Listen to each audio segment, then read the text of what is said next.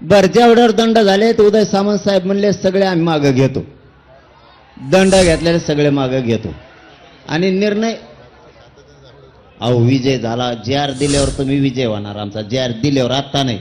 उलट ते शांतते जाणार नाहीत, तुमच्या टकोरीवर सगळ्याचा गुलाल टाकून जाणार आहे. ते मोकळे जाते का जे आर म्हणलं? ते शांतता वेगळी कोणची तुम्ही देत नाहीत. थांबा रे, तुम्ही देत नाहीत तर वरची ती रोष वेगळा. पण ज्या दिवशी तुम्ही अंमलबजावणी करून आम्हाला देणार आहेत, मराठवाडा सगळा आरक्षणात जातोय, आपला पश्चिम महाराष्ट्र आरक्षणात जातोय, त्यावेळेस आमचा आनंद गगनात मावणार नाही. रुपया रुपया आम्ही गोळा करून आलेले लोक आहेत आणि हे जाताना शांततेत जाणार म्हणजे आनंद व्यक्त करीत जाणार. आधी तुमच्या सगळ्याच्या टकोरीवर गोलाल टाकणार मग जाणार. ते तसं जात नाही देव.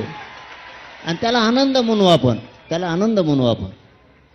त्याला हुल्लडबाजी नाही म्हणता येणार, त्याला मुंबईला त्रास दिला म्हणता येणार. 9 वाजता तर तुम्हाला मुंबई खाली झालेली दिसत. 9 वाजता तर फक्त आत्ता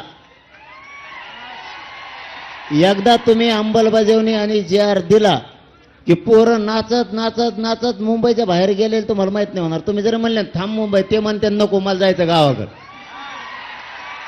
हे रिअल आहे. तुम्ही लवकर आता तुमचं पुन्हाच एकदा मनापासून कौतुक, आम्हाला जे आर आणून द्या, तातडीनं अंमलबजावणी द्या. आम्ही सगळे पोरं सज्ज झालो तुमच्या सरकारच्या स्वागताला. आणखीन काय पाहिजे तुम्हाला? आता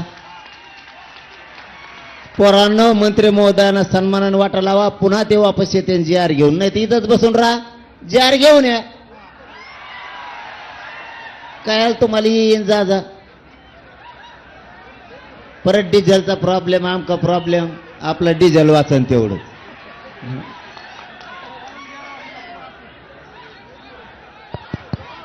पाटील पाटील पाटील पोराव ऐका, पाटील एक मिनिट ऐका. पोराव ऐका.